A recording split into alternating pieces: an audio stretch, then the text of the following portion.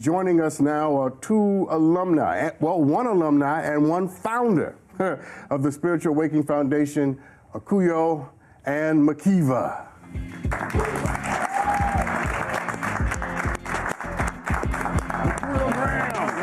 Thank you. How you doing? I'm great. Look at that smile. Look at you. How y'all doing? Great. Y'all both have beautiful smiles. Oh, thank you. Man, look at you. You know, I'm thank you for being here. Thank you for adjusting. We're on a little earlier tonight. If you're watching us tonight, normally I'm on at 7 and Claudia Jordan is on at 6, but we switched times tonight. And so clearly I am not Claudia Jordan. She looks a hell of a lot better than I do. But listen, I've been talking to Pluto and just sort of circling his story. Yes. But having you on the program allows me to talk to him a little differently. Sure. Because what I'm hoping you'll do, Akuyo, did I say it right? You said it beautifully. Yes. Hold on. To the people in the booth, I said it right. Because they get on me, I'm telling you. I'm the name butcherer. Are you really? Oh. But you said Akuyo, right? That's amazing. You need to come back every... You are the founder of the Spiritual Awakening Foundation. That's correct. And tell me how this started. Well, 25 years ago, I wrote a one-woman play called Spirit Awakening. And I wrote that piece because I was on my own journey to find myself, to find my voice, my sense of place in the world. I'm originally from Ghana, West Africa. And, I've been there. Yeah, I've been there. Been there. Yeah. Oh, we just got back. We were there this summer. But isn't it wonderful? It's beautiful. Yeah. It really is. So as a child, my mother took me to London, and then from London we came to the United States. So throughout that journey, I felt like I just discarded parts of myself to try to fit in. So by the time I was a young adult, I was suffering from incredible insecurities, and as an actor, that wasn't going to help me. I needed to be confident and sure of myself. And so I wrote the play as a vehicle to journey towards what I call my own authenticity, my organic, authentic self, to find out my spiritual, what I'm made of, the spiritual stuff of which I am made. And so after I wrote the play, it actually got incredible reviews in the LA Times. I was on the cover of magazines, and then I got requests from schools to bring the story to the schools, and I got a lot of letters from young people who said, I want to tell my story too. I really found a lot of solace in listening to you. Can you come and help us? And at the same time, everything was kind of converging. There'd been some shootings that had taken place in Pasadena, here in Southern California, near the John Muir High School. And so the administration and the supervisors there were looking for programs, different things to bring to the students there. So they came to a performance of my one-woman play, and after the performance, they said, we want you to come to John Muir High School and bring your program, your writing program. Now, it was just starting then, and the program was just my own technique. I was just going to ask you, did you even have a program at that time? Not really. But you know how we do. We can tell nobody. Absolutely. The answer is yes, I have 10 programs. There you go. And I will bring them all to your school. You got them all. So I went to John Muir, and actually it was an amazing experience. I am still friends with most of those young people. They're all in their 30s now and have their own children, but we've remained friends. We did a lot of writing, soul searching. It was really powerful. Can I stop and just honor you? Oh. I mean, seriously, honor you, because... Don't make me cry now. Because we don't often get to meet people who have dedicated their lives to something deeper, truer, richer. And when we meet them, we don't stop and honor them because they don't bounce a ball, or they don't catch a ball, or they don't rap a song. But you go into schools, and these two people are living witnesses of what you have dedicated your life to do. And I'll be damned if on this show we don't stop and tip our hat and say, well done. Oh. Thank you so much. I mean that. I mean that. I can feel that, and just thank you. And I just want to say, of course, first and foremost, all praises and glory to God. Absolutely. You know, all praises and Yeah. glory to God. But, you know, what happened was that when I first moved to Los Angeles, I was actually working quite a bit and making commercials, TV, movies. And I remember going home one day and just saying, well, God, is this it? I'm just going to become famous and make a lot of money? I said, come on, you got to give me more. So I knew, I think our life is so much richer than where most people live it at, you know, the level. You know, that's rich. Yeah, life That's is rich. deep and it's beautiful and it's got different colors and so much. And so I just knew that I wanted to be a part of something more than just. I love you so much. Oh, I love you. I love you too. It's beautiful because you're speaking my language. You I know. can feel that. You're speaking my language. Now, you called it Spiritual Awakening Foundation. Spirit awakening. Spirit Awakening, I'm sorry. Yeah. And I'm interested in knowing why you chose that name. You know, well, it sounded good, I thought. You know, the name of the one-woman play is Spirit Awakening. And the idea came after a meditation. I was sitting in the back of my church. I go to Agape, and then it was like, I didn't hear a voice, but the idea popped into my head, Spirit Awakening Foundation. And I saw it, and I was like, wow, that's cool. That's a nice name. And I just went with it. And now, though, I would say, because when we go in to teach, we are, you know, we have to be that which we are teaching.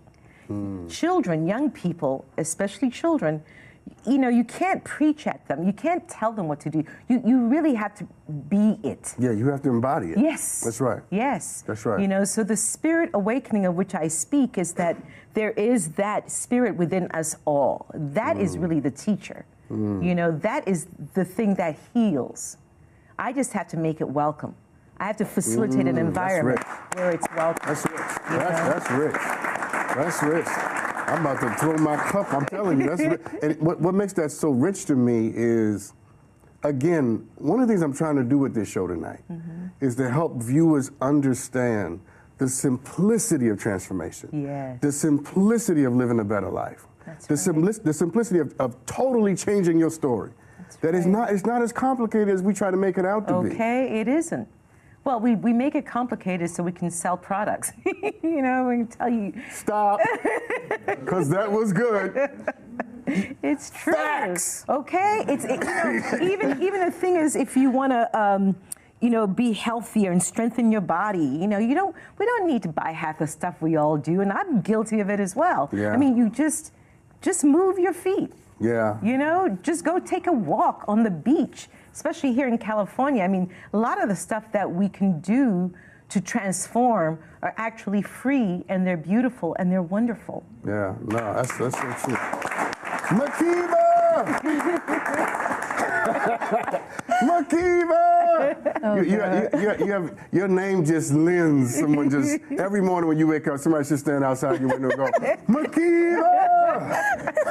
I love your name. God, thank you. I love your name. You are one of the alumni of the program. Yes. And, but you grew up in? Juvenile Hall, the court system. Interesting. Tell us how you came to be a part of this program. I met Akuyo while I was in camp, a juvenile camp. I was in custody, and she had a mentorship program every Wednesday. So I didn't want to go at first because I was like, this is corny. I'm like, I wasn't interested All this in damn poetry. Yeah, I'm like, I don't want to write. So I'm like, okay. One day I went and, you know, I sat there and, you know, she said, well, write something, you know, whatever it is. I'm not telling you what to write. I'm not telling you how to write. Just write something. And I wrote something and just started coming out on paper. And it was really nice. And all the staff at the camp, they liked it and they wanted me to keep reciting it and stuff. So then I was like, well, I know how to write. And it comes out nice. And so that was one of the things that made me want to keep attending the group sessions that we had, because I was like, okay, I can go there and I can write. And, you know, everybody liked this. So everybody wants to do something that everybody likes. You know? I know that's right. I know that's right. You know, I did this a little bit with Pluto, and I'm going to get back to him in a second. But I'm going to ask you, and I'm not prying, okay? The reason I'm doing it is because there's someone out there watching who sees you now, and they look at you now, you know, beautiful, great smile, a poet, and they can't see themselves in you yet.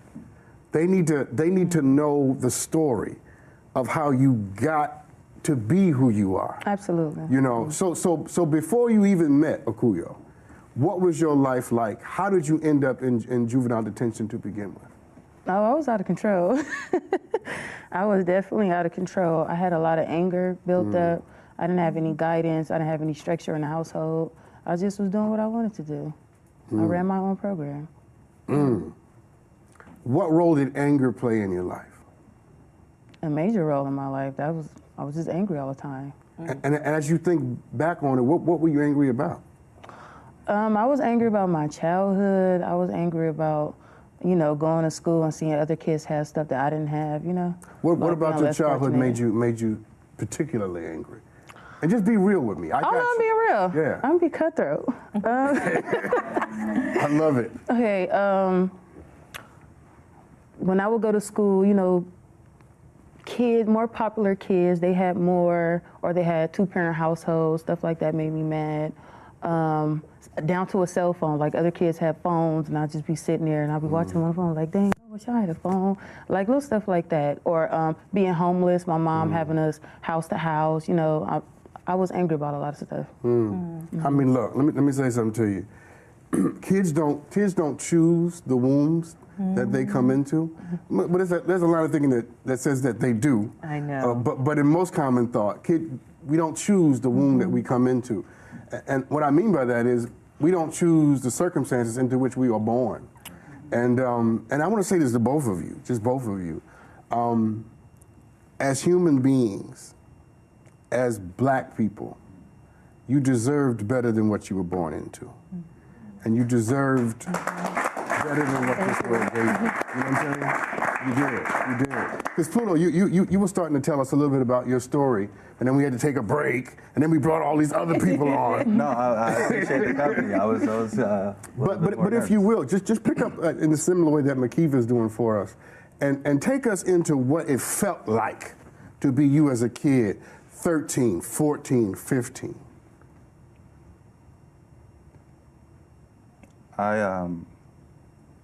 Something I always had like problems with was, you know, feeling different, not feeling accepted, being like that oddball out, and I mean, I'm still kind of that oddball, but I always just wanted that like connection. So coming from that, I had hinted at my problems up here, and I never really felt like me. Yeah. You know. Yeah. It's an ongoing battle. You know. Some days I still don't feel like me, but there aren't too many days where I look in the mirror and I feel the disconnect that I used to. So. Yeah, that's powerful. Yeah. That's powerful. And I suppose that the foundation of the program has a lot to do with that. How so? I can put, thank you for this. I can put whatever I want on this blank piece of paper. You know, it's not going to judge me. Much like somebody or an artist can put anything they want to on their canvas. I can rip it up, burn it, flush it down the toilet when I'm done with it, but this coming from here and ending up on the paper, it's a lot like it already has left me, so I can leave it there, you know. So being able to use that as a catharsis has been one of the biggest things that's helped me. You know, writing is a spiritual situation. Oh, yes. You got to be in the right spirit to do it and to accomplish it well. but as Pluto was talking, he paused to thank you. And I don't even know what he was thanking you for, past or being on the, for being on the Dr. Sean show? I think so. I think so. I don't know what he was thinking you for. It was. But I saw your face, and I wondered what did that feel like? Just